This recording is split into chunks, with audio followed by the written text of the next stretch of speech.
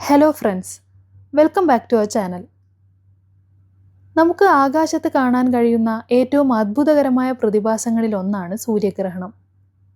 ചന്ദ്രൻ ഭൂമിക്കും സൂര്യനും ഇടയിൽ വരുമ്പോൾ സൂര്യപ്രകാശം പൂർണ്ണമായോ ഭാഗികമായോ മറയുന്നു.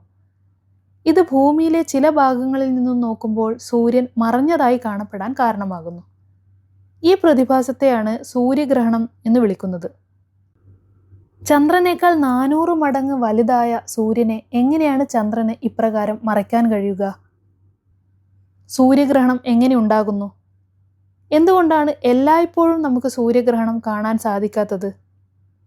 സൂര്യഗ്രഹണം നിരീക്ഷിക്കുന്ന സമയങ്ങളിൽ നമ്മൾ പ്രധാനമായും എന്തൊക്കെ കാര്യങ്ങളാണ് ശ്രദ്ധിക്കേണ്ടത്? ഇന്നത്തെ വീഡിയോയിൽ നമുക്ക് ഈ കാര്യങ്ങളൊക്കെ ഒന്ന് പരിശോധിച്ചാലോ? വീഡിയോ മുഴുവനായും കണ്ട് നിങ്ങളുടെ അഭിപ്രായം കമൻസായി രേഖപ്പെടുത്താൻ മറക്കല്ലേ. സൂര്യനാണല്ലോ ഭൂമിയുടെ പ്രധാന പ്രകാശ സ്രോതസ്. സൂര്യൻ്റെയും ഭൂമിയുടെയും ഇടയിൽ ചന്ദ്രൻ വരുമ്പോഴാണ് ഭൂമിയിൽ സൂര്യഗ്രഹണം അഥവാ സോളാർ എക്ലിപ്സ് ഉണ്ടാകുന്നത്. ഇങ്ങനെ സൂര്യപ്രകാശത്തെ മുഴുവനായും ബ്ലോക്ക് ചെയ്യണമെങ്കിൽ ചന്ദ്രൻ ന്യൂമൂൺ ഫേസ് അഥവാ അമാവാസിയിലായിരിക്കണം. ന്യൂമൂൺ അഥവാ അമാവാസി എന്നത് ചന്ദ്രൻ ഭൂമിക്കും സൂര്യനും ഇടയിൽ വരുന്ന ഘട്ടമാണ്.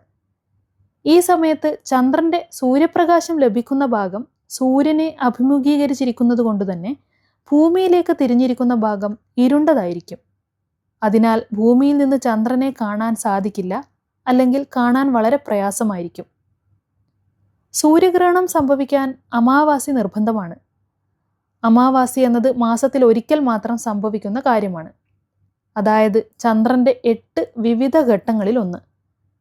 ചന്ദ്രനെ കാണാൻ കഴിയാത്ത അമാവാസി മുതൽ പൂർണ്ണചന്ദ്രനെ കാണാൻ കഴിയുന്ന പൗർണമി വരെ നീണ്ടു നിൽക്കുന്നതാണ് ഈ 8 ഘട്ടങ്ങൾ. എന്നാൽ എന്തുകൊണ്ടാണ് എല്ലാ അമാവാസി സമയങ്ങളിലും സൂര്യഗ്രഹണം ഉണ്ടാകാത്തത്?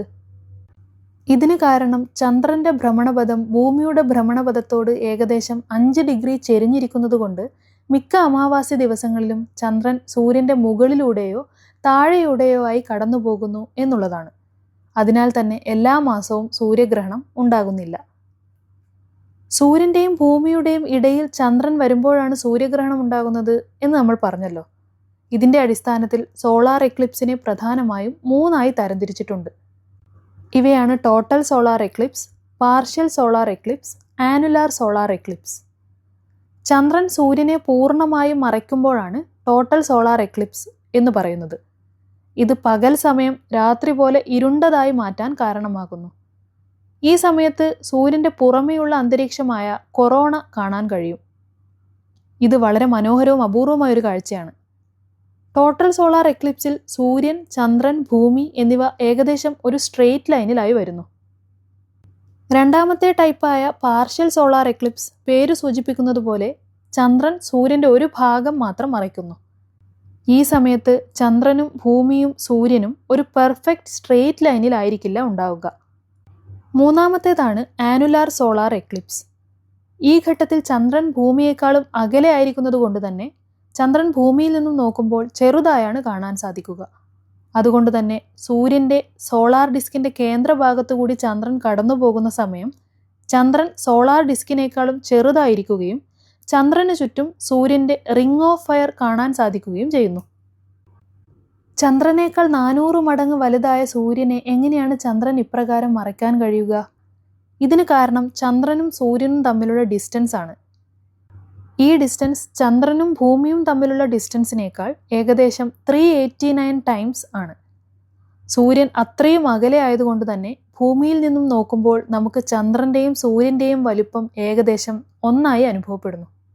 ഇനി സൂര്യഗ്രഹണം നിരീക്ഷിക്കുന്ന സമയത്ത് നമ്മൾ എന്തൊക്കെ കാര്യങ്ങൾ ശ്രദ്ധിക്കണം എന്ന് നമുക്ക് നോക്കാം. സാധാരണ സൺഗ്ലാസ് ഉപയോഗിച്ച് നമ്മൾ സോളാർ എക്ലിപ്സ് നോക്കാൻ പാടില്ല.